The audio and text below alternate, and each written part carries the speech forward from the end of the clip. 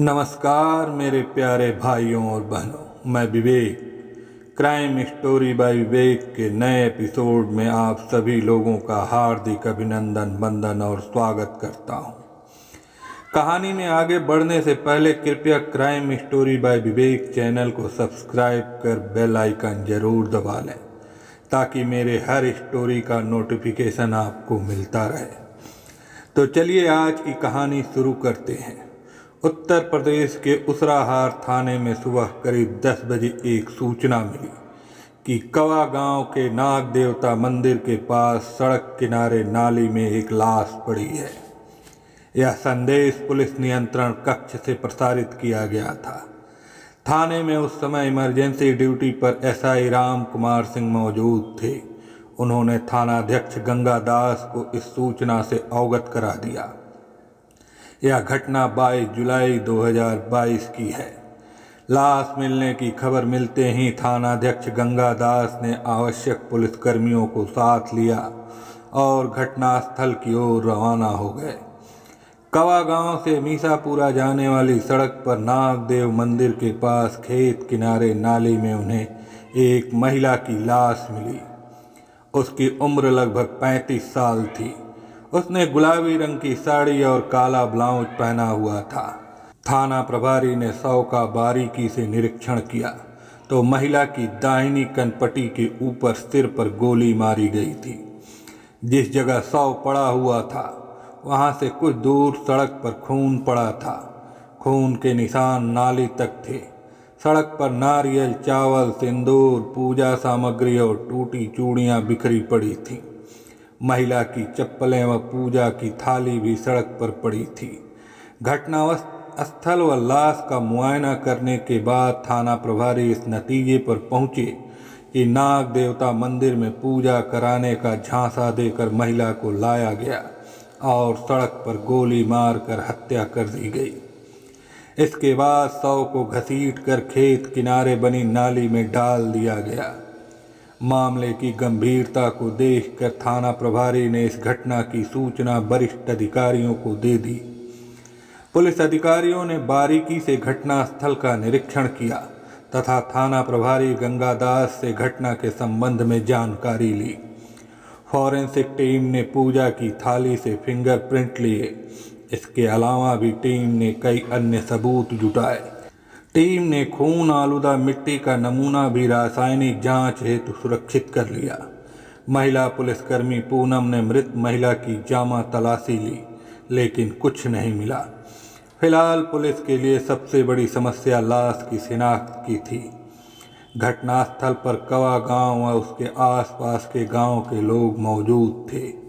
थाना प्रभारी गंगा दास ने उन लोगों से पूछताछ की लेकिन लाश की शिनाख्त नहीं हो सकी। थाना प्रभारी को उचित दिशा निर्देश देकर पुलिस अधिकारी वहां से वापस लौट गए। थाना प्रभारी ने घटनास्थल की जरूरी औपचारिकताएं पूरी करने के बाद शव का पोस्टमार्टम हेतु इटावा के जिला अस्पताल भिजवा दिया। फिर अज्ञात लोगों के खिलाफ भारतीय दंड विधान की धारा 302 और 201 के तहत मुकदमा दर्ज कर मामले की जांच शुरू कर दी। लाश की शिनाख्त के लिए उन्होंने मृतका का हुलिया तथा उसके फोटो के पोस्टर छपवाकर इटावा तथा उसके आसपास के जिलों के सभी सार्वजनिक स्थानों पर चिपका दिए। गुमशुदा तलाश केंद्र तथा इटावा के सभी स्थानों से भी पता किया गया लेकिन मृतका की शिनाख्त नहीं हो सकी। किसी भी थाने में इस हुलिये की महिला की गुमशुदगी की सूचना दर्ज नहीं थी। कई दिन बीत जाने के बाद भी जब महिला के शव की शिनाख्त नहीं हो पाई तब इस ब्लाइंड मर्डर का रहस्य उजागर करने के लिए एसएसपी जयप्रकाश सिंह ने पुलिस की एक टीम गठित की और इस टीम की जिम्मेदारी सौंपी एसपी देहात सत्यपाल सिंह को। सहयोग के लिए क्राइम ब्रांच की टीम तथा एएसपी कपिल देव सिंह एवं डीएसपी भर्थना विजय सिंह को भी लगाया गया।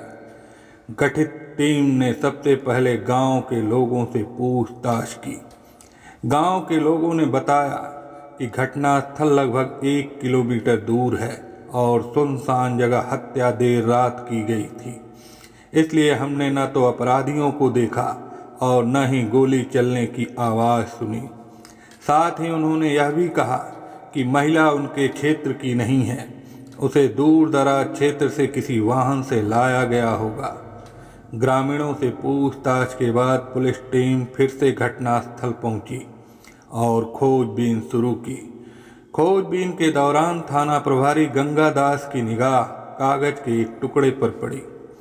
उन्होंने उस टुकड़े को उठाकर देखा तो वह टोकन नुमा पर्ची थी जिस पर कटियार ट्रैवल एजेंसी नोएडा लिखा था। उन्होंने उस पर्ची को सुरक्षित कर लिया।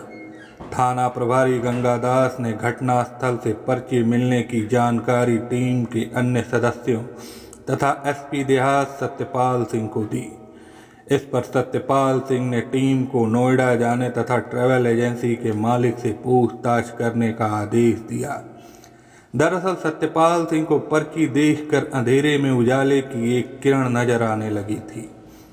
28 जून 2022 को पुलिस टीम सेक्टर 49 नोएडा स्थित कटियार ट्रैवल एजेंसी पहुंची और अपने आने का मकसद तथा पर्ची दिखाकर एजेंसी मालिक से पूछताछ की। एजेंसी मालिक ने पर्ची देखकर बताया कि वह इस तरह की पर्ची टोकन 2 साल पहले अपने टैक्सी ड्राइवरों को देता था, लेकिन कोरोना काल में वह बंद कर दी। उसने यह भी बताया कि 3 साल पहले उसकी एजेंसी में सतीश चंद यादव नाम का ड्राइवर टैक्सी चलाता था। वह मूल रूप से इटावा जिले के रामपुरा गांव का रहने वाला था। कोरोना काल में हमने उसकी छुट्टी कर दी थी। रामपुरा गांव का नाम सुनकर थाना प्रभारी गंगा दास का माथा ठनका, क्योंकि रामपुरा गांव उनके ही थाना क्षेत्र में था और जिस जगह महिला का कत्ल हुआ था वहां से 2 किलोमीटर दूर रामपुरा गांव था। अब उनके दिमाग में विचार कौंधा, क्या उस अज्ञात महिला का कातिल सतीश चंद ही है? क्या वही उसे पूजा के बहाने वहां लाया था? क्या मृत महिला उसकी पत्नी थी या फिर प्रेमिका? इन सब के जवाब तभी संभव थे जब सतीश चंद पकड़ में आता। एजेंसी के मालिक से पूछताछ कर पुलिस टीम वापस लौट गई। टीम ने सारी जानकारी एसपी सत्यपाल सिंह को दी। श्री सिंह को लगा कि अब हत्या का खुलासा जल्दी ही हो जाएगा। उन्होंने तुरंत सतीश चंद यादव को गिरफ्तार कर उससे सघन पूछताछ करने का आदेश पुलिस टीम को दिया। आदेश पाते ही पुलिस टीम ने सतीश के रामपुरा गांव स्थित घर पर दबिश डाली, लेकिन वह हाथ नहीं आया। सतीश चंद घर से फरार हो गया था।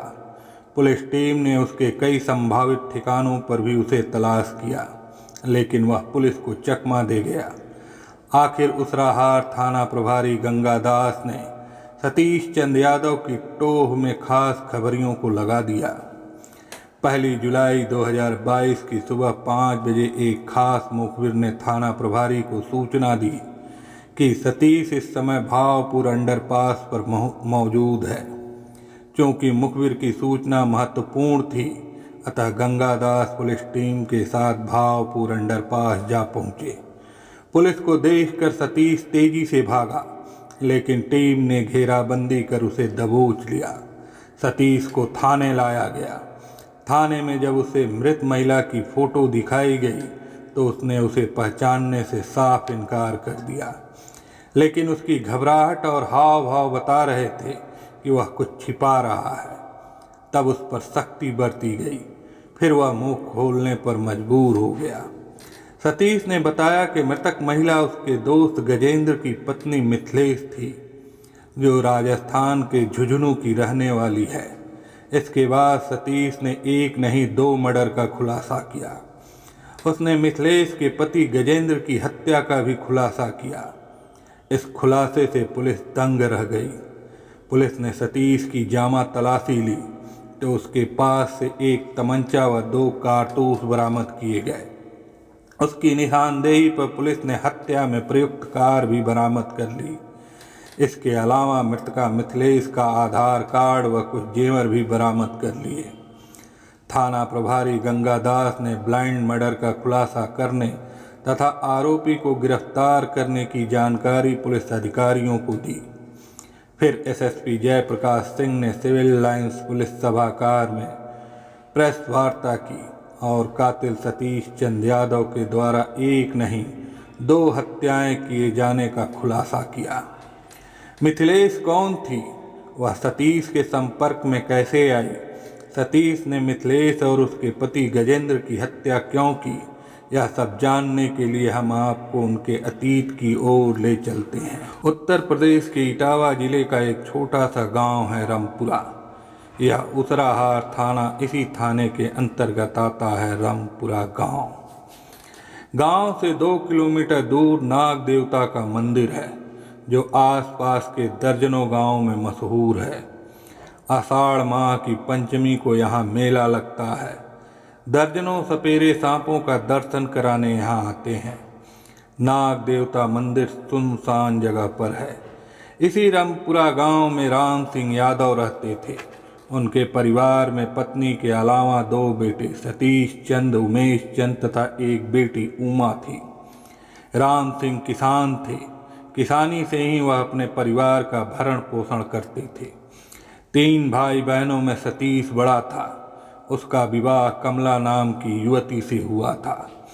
कमला साधारण रंग रूप की युवती थी। सतीश की उससे नहीं पटती थी। पति की उपेक्षा से कमला ससुराल में कम और मायके में ज़्यादा रहती थी। सतीश पढ़ा लिखा था, इसलिए उसका मन खेत खलिहान में नहीं लगता था। वह कोई नौकरी कर अपना जीवन खुशहाल बनाना चाहता था। नौकरी के मकसद से सतीश दिल्ली आ गया, लेकिन यहाँ उसे मनपसंद नौकरी नहीं मिली। छोटी मोटी नौकरी से जब उसका मन भर गया तो उसने ड्राइविंग सीख ली और टैक्सी चलाने लगा। इस काम में वह रम गया और पैसा कमाने लगा। नोएडा में ही उसने किराए पर कमरा ले लिया। सतीश चंद यादव जिस ट्रैवल एजेंसी में टैक्सी चलाता था, उसी में गजेंद्र भी टैक्सी चलाता था। क्योंकि दोनों ड्राइवर थे और उनमें खूब पटती थी। रात में अक्सर दोनों साथ खाते पीते थे। गजेंद्र राजस्थान के झुंझुनू जिले के पचेरी थाना के पचेरी छोटी खुर्द गांव का रहने वाला था। नोएडा में वह पत्नी मिथिलेश व 2 बच्चों के साथ किराए के मकान में रहता था। एक रोज सतीश चंद गजेंद्र के घर पहुंचा। गजेंद्र उस समय घर पर ही था। गजेंद्र को देखकर सतीश बोला, किसी काम से इधर आया था तो मैंने सोचा कि अब आज की चाय भाभी के हाथ की पीकर ही जाऊंगा। बिल्कुल मेरे भाई, चाय भी और नाश्ता भी। आज पहली बार आया है तो तुझे खाली थोड़ी न जाने दूंगा। कहते हुए गजेंद्र ने सतीश का हाथ पकड़कर उसे कुर्सी पर बिठा लिया। फिर उसने पत्नी को आवाज़ दी, अरे मिथिलेश, जरा 2-3 कप चाय और कुछ नाश्ता बनाओ तो फटाफट। मिथिलेश चाय नाश्ता तैयार करने लगी तो गजेंद्र और सतीश इधर उधर की बातों में मशगूल हो गए। कुछ देर बाद मिथिलेश चाय और नाश्ता लेकर आई और जब झुक कर ट्रे मेज पर रखने लगी तो सतीश उसे ठगा सा देखता ही रह गया। सतीश सोच में पड़ गया और वह कभी गजेंद्र को देखता तो कभी मिथिलेश को, जिसके दिलकश चेहरे पर गजब का आकर्षण था। गजेंद्र उसके सामने कहीं भी नहीं ठहरता था। वह पहली ही नज़र में मिथिलेश का ऐसा दीवाना बन गया था कि उसे अपने दिल से नहीं निकाल पाया। इसके बाद तो सतीश अक्सर गजेंद्र के घर आने जाने लगा। वह मिथिलेश के लिए उपहार भी लाने लगा। गजेंद्र की आय इतनी नहीं थी कि वह पत्नी को उपहार आदि दे सके, और जब सतीश ने वह कमी पूरी की तो मिथिलेश भी सतीश की ओर आकर्षित हो गई। दोनों के बीच हंसी मजाक भी होने लगी। अब सतीश गजेंद्र की गैर मौजूदगी में भी मिथिलेश से मिलने आने लगा। एक रोज़ सतीश मिथिलेश को अपनी टैक्सी में बिठाकर लक्ष्मी नगर दिल्ली ले गया। बहाना था शॉपिंग का। उसी रोज़ सतीश ने उसे अपने दिल की बात कह दी। मिथिलेश ने भी स्वीकृति दे दी कि वह भी उसे चाहती है। बात बढ़ी तो आग भी बढ़ी और एक रोज़ दोनों तन की इस आग में मर्यादा को जला बैठे। इसके बाद मिथिलेश के लिए सतीश ही सब कुछ हो गया। वह उसका ज़्यादा से ज़्यादा सानिध्य पाने के लिए लालायित रहने लगी। इस तरह सतीश और मिथिलेश का रिश्ता मजबूत हो गया। मिथिलेश से मिलन की भूख मिटाने के लिए सतीश कभी कभी शाम को गजेंद्र के लिए शराब भी ले आता था। दोनों एक साथ बैठकर पीते खाते और जब गजेंद्र नशे में धुत होकर खर्राटे भरने लगता तो मिथिलेश और सतीश के देह मिलन का सफ़र शुरू हो जाता। यह सिलसिला महीनों चलता रहा। सतीश को मिथिलेश से इतना लगाव हो गया था कि वह उसकी आर्थिक मदद भी करने लगा। सतीश ने मिथिलेश के पति गजेंद्र को आर्थिक मदद देकर उसे एक पुरानी कार खरीद दी। इस कार का उपयोग गजेंद्र टैक्सी के रूप में करने लगा। वह बुकिंग पर शहर से बाहर भी जाने लगा। सतीश के इस एहसान से दोनों बहुत खुश हुए। एक रोज़ गजेंद्र ने मिथिलेश से कहा कि वह बुकिंग पर इटावा जा रहा है, वहाँ उसे रात को रुकना भी पड़ेगा। वह रात को उसका इंतज़ार न करे और बच्चों का ख्याल रखे। यह सूचना मिथिलेश के लिए काफ़ी खुशी वाली थी। गजेंद्र टैक्सी लेकर घर से चला गया तो मिथिलेश ने फ़ोन पर प्रेमी सतीश से बात की और बताया कि रात को गजेंद्र घर पर नहीं होगा। यह सुनकर सतीश भी खुश हो गया। शाम ढलते ही सतीश मिथिलेश के घर आ गया। मिथिलेश ने उसके लिए खाने पीने का इंतजाम किया। देर रात तक खाने पीने का दौर चलता रहा और फिर दोनों कमरे में कैद हो गए। लेकिन सुबह करीब 4 बजे अचानक गजेंद्र लौट आया। उसने कमरे का दरवाज़ा खटखटाते हुए मिथिलेश को आवाज़ दी। लगभग 5 मिनट बाद मिथिलेश ने दरवाज़ा खोला और उसके दोनों पल्ले पकड़कर वहीं खड़ी हो गई। क्यों, कमरे के अंदर नहीं आने दोगी क्या? गजेंद्र बोला। लेकिन मिथिलेश के चेहरे पर तो हवाइयाँ उड़ रही थीं और उसकी भयभीत आंखें नीचे झुकी हुई थीं। तभी गजेंद्र को कमरे के अंदर से किसी चीज के गिरने की आवाज़ सुनाई दी तो उसने पूछा, अंदर कौन है? मिथिलेश ने कोई जवाब नहीं दिया। गजेंद्र का मन आशंका से भर उठा। उसने मिथिलेश को धकेलकर एक ओर किया और कमरे के अंदर घुस गया। अंदर कदम रखते ही सामने का दृश्य देखकर उसके तन बदन में आग लग गई। सतीश वहां पलंग के नीचे छिपने का असफल प्रयास कर रहा था। गजेंद्र उसे देखकर चीखा, खड़ा हो जा और चुपचाप यहाँ से भाग जाओ, वरना तेरी जान ले लूँगा। तू तो आस्तीन का सांप निकला। गजेंद्र का गुस्सा देख सतीश सिर पर पैर रखकर भाग गया। मिथिलेश अभी तक पकड़े गए चोर की तरह मुंह लटकाए खड़ी थी। गजेंद्र का पूरा शरीर गुस्से से जल रहा था। उसने नफरत से पत्नी की ओर देखा और पैर पटकता बाहर निकल गया। इसी बीच सतीश वहां से रफूचक्कर हो चुका था। गजेंद्र ने आसपास देखा और लौटकर अंदर आ गया। आते ही गजेंद्र ने मिथिलेश की चुटिया पकड़कर उसे जमीन पर पटक दिया।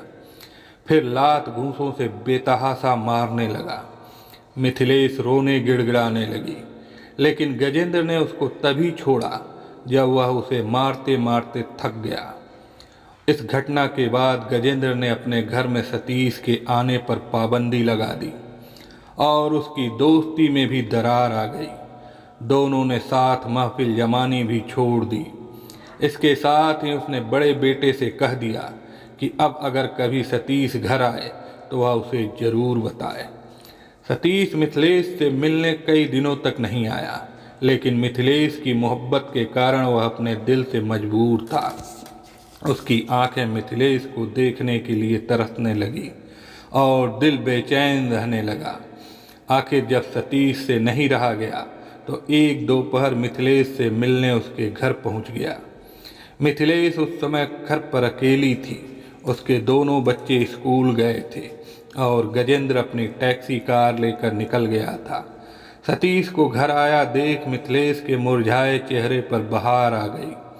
उसने सतीश की आंखों में झांक कर देखा तो उसकी आंखें डबडबा गई। वह भावावेश में आकर सतीश से लिपट गई। फिर उसने कहा, मुझे बचा लो सतीश, वरना यह जालिम किसी रोज तुम्हारी मिथिलेश को मार ही डालेगा। सतीश ने मिथिलेश को तसल्ली देते हुए समझाया, इसके बाद दोनों काफ़ी देर तक वहीं बैठे बैठे बातें करते रहे। बातों ही बातों में सतीश ने मिथिलेश से पूछा कि अगर गजेंद्र अपनी हरकतें बंद नहीं करता तो उसे ठिकाने क्यों न लगा दिया जाए और फिर हम दोनों आराम से ऐश की जिंदगी व्यतीत करेंगे। तुम जो भी करना चाहो सतीश, मेरी जिंदगी उस राक्षस के हाथों से बचा लो, वरना वह मुझे छोड़ेगा नहीं। जिस रोज उसने मुझे तुम्हारे साथ देखा था उसी रोज मुझे मारते मारते बेहोश कर दिया था। उसने मेरे शरीर का कोई ऐसा हिस्सा नहीं छोड़ा जहां उसने जख्म न दिए हों। कहने के साथ मिथिलेश ने सतीश को अपने शरीर पर आई अनेक चोटों के निशान दिखाए। यह सब देखकर सतीश की आंखें क्रोध से जल उठीं। वह कुछ सोचते हुए बोला, मैं जल्दी ही इसका कोई न कोई उपाय खोजता हूँ। मैं अपने जीते जी तुम पर इस तरह का जुल्म नहीं होने दूंगा। तुम पर जुल्म करने वाले को सबक सिखाकर ही रहूंगा। बस तुम हमारा साथ देना। यह सुनते ही मिथिलेश ने सतीश का हाथ पकड़कर अपने हाथों में ले लिया और फिर बोली, तुम जैसा भी कहोगे सतीश, अब मैं वैसा ही करूंगी, भले ही वह काम कितना ही जोखिम भरा क्यों न हो। दोनों ने मिलकर गजेंद्र की हत्या की योजना बनाई। फिर इस योजना के तहत सतीश ने गजेंद्र से माफ़ी मांगी और दोबारा गलती न करने का वादा किया। बार बार माफ़ी मांगने से गजेंद्र का दिल पिघल गया और उसने उसे माफ़ कर दिया। इसके बाद सतीश का गजेंद्र के घर फिर से आना जाना शुरू हो गया। दोनों की महफिल भी जमने लगी। 27 जुलाई 2020 को सतीश और मिथिलेश ने योजना के तहत घूमने का प्रोग्राम बनाया। इसके लिए मिथिलेश ने अपने पति गजेंद्र को भी राजी कर लिया। गजेंद्र अपनी कार से, जिसे वह टैक्सी के रूप में चलाता था, घर से पत्नी व दोस्त के साथ निकला। वे दिन भर घूमते रहे। रात 8 बजे वे इटावा पहुँचे, जहाँ सतीश ने गजेंद्र को शराब पिलाई। फिर वह सैफई पहुँचे। अब तक गजेंद्र पर नशा हावी हो चुका था। सतीश ने सैफई हवाई पट्टी के पास नहर किनारे कार रोकी। फिर गजेंद्र को सीट बेल्ट पहनाकर कार नहर में ढकेल दी। डूबने से गजेंद्र की मौत हो गई। इसके बाद दोनों लौट आए। 28 जुलाई 2020 को सुबह सैफई पुलिस ने गजेंद्र की लाश बरामद की और अज्ञात में पोस्टमार्टम कराया।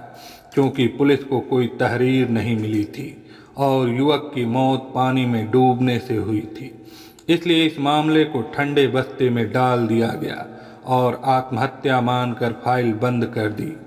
पति को ठिकाने लगाने के बाद मिथिलेश अपने ससुराल पहुंची। उसने ससुराली जनों को गजेंद्र के लापता होने की जानकारी दी और 2 महीने तक घड़ियाली आंसू बहाती रही। उसके बाद एक रोज बच्चों के साथ गायब हो गई। ससुराली जनों ने तब थाना पचेरी में उसकी गुमशुदगी दर्ज करा दी। ससुराली जनों को चकमा देने के बाद मिथिलेश अपने दोनों बेटों के साथ नोएडा आ गई और अपने प्रेमी सतीश चंद यादव के साथ उसकी पत्नी बनकर रहने लगी। लॉकडाउन में सतीश की नौकरी छूट गई थी। अब उसने एक पुरानी कार खरीद ली थी और टैक्सी के रूप में चलाने लगा था। वह टोकन के रूप में कटियार ट्रैवल एजेंसी की पर्ची का प्रयोग करता था। हालांकि एजेंसी ने टोकन पर्ची देनी बंद कर दी थी। मिथिलेश और सतीश ने लगभग 1 साल तक हंसी खुशी जीवन बिताया। उसके बाद उनके जीवन में कड़वाहट का जहर घुलने लगा। उसका कारण था मिथिलेश की फैशन परस्ती और खुलापन, और मिथिलेश का मन भी भटकने लगा था। उसका टांका एक पहाड़ी युवक के साथ भिड़ गया था। वह उससे खुलकर बातचीत करती थी और उसके साथ शॉपिंग करने भी जाती थी, लेकिन सतीश को यह सब पसंद नहीं था। इसको लेकर घर में कलह होने लगी। इधर सतीश की पहली पत्नी कमला को भी जानकारी हो गई थी कि सतीश ने 2 बच्चों की मां मिथिलेश को पत्नी का दर्जा दे दिया है और शहर में उसके साथ गुलछर्रे उड़ा रहा है। कोई भी औरत पति की उपेक्षा और मारपीट तो सह सकती है, लेकिन पति का बंटवारा सहन नहीं कर सकती है। कमला को भी सहन नहीं हुआ और उसने विरोध शुरू कर दिया। सतीश जब भी घर आता वह उसे जलील करती और झगड़ा करती। घरवाली का विरोध और मिथिलेश की रंगीन मिजाजी से टैक्सी चालक सतीश चंद यादव बौखला गया। इसी बौखलाहट में उसने मिथिलेश की हत्या की योजना बना डाली। योजना के तहत सतीश ने मिथिलेश से कहा कि उसके गांव के पास नाग देवता का मंदिर है, वह वहां दर्शन के लिए जाना चाहता है, चाहो तो तुम भी बच्चों के साथ चलो। नाग देवता के दर्शन के लिए मिथिलेश राजी हो गई। 21 जून 2022 को मिथिलेश सज धज कर तैयार हुई। फिर उसने दोनों बच्चों को भी तैयार किया, पूजा सामग्री की थाली भी सजाई। उसके बाद सतीश के साथ कार में बैठकर नाग देवता के दर्शन के लिए निकल पड़ी। सतीश मिथिलेश और बच्चों को खिलाता पिलाता रात 8 बजे नोएडा से इटावा पहुंचा। इटावा में कुछ देर रुकने के बाद रात 9 बजे सतीश अपने गांव रामपुरा से 2 किलोमीटर दूर स्थित नाग देवता के मंदिर पहुंचा। अब तक दोनों बच्चे कार में ही सो गए थे। मंदिर सुनसान जगह पर था और चारों ओर सन्नाटा पसरा था। सतीश ने सड़क किनारे कार खड़ी कर दी। मिथिलेश पूजा का थाल सजाकर कार से उतरी और नाग देवता मंदिर पहुंची। वहां उसने पूजा अर्चना की। इसी बीच सतीश ने तमंचा लोड कर लिया था। मिथिलेश पूजा करके जैसे ही कार के पास आई, तभी उसने पीछे से कनपटी से तमंचा सटाकर फायर कर दिया। मिथिलेश के मुंह से चीख निकली और वह सड़क पर बिछ गई। पूजा की थाली व सामग्री बिखर गई। सड़क खून से लाल हो गई। कुछ मिनट तड़पने के बाद मिथिलेश ने दम तोड़ दिया। मिथिलेश की हत्या के बाद सतीश ने उसके शव को सड़क से घसीट कर खेत किनारे नाली में डाल दिया। फिर शव से सारे आभूषण उतार कर सुरक्षित अपने पास रख लिए। आभूषण उतारते समय ही ट्रैवल एजेंसी की टोकन पर्ची उसकी जेब से गिर गई। उसके बाद वह गाड़ी और उसमें सो रहे बच्चों सहित फरार हो गया। वह बच्चों को लेकर घर पहुंचा और घर वालों को बता दिया कि इसकी मां अस्पताल में भर्ती है। घर वालों को पहले से ही सतीश और मिथिलेश के संबंधों की जानकारी थी, इसलिए उसके अस्पताल में भर्ती होने की वजह से चुप रहे। लेकिन जब पुलिस ने सतीश को गिरफ्तार कर लिया, तब उन्हें सच्चाई पता चली। पुलिस ने अभियुक्त सतीश चंद यादव से पूछताछ करने के बाद उसे इटावा कोर्ट में पेश किया, जहां से उसे जिला जेल भेज दिया गया। हम यह कहानी केवल मनोरंजन के लिए नहीं, बल्कि समाज को एक महत्वपूर्ण संदेश देने के लिए लिख रहे हैं। इसमें लिखे गए घटनाक्रम यह समझाते हैं कि किस तरह गलत फैसले और बुरे कामों से एक इंसान और उसके परिवार का जीवन तबाह हो सकता है। हमारा उद्देश्य है कि लोग इन कहानियों से सीख लें और ऐसे रास्तों पर चलने से बचें। आशा करता हूं कि इस कहानी से आपको बहुत कुछ सीख मिली होगी, तो आप हमें कमेंट बॉक्स में ज़रूर बताएंगे। और हाँ, इस तरह की और कहानियों को पढ़ने और सुनने के लिए इस चैनल को ज़रूर सब्सक्राइब कर लें, ताकि आपको इस चैनल पर आने वाली कहानियों का नोटिफिकेशन तुरंत मिलता रहे। धन्यवाद।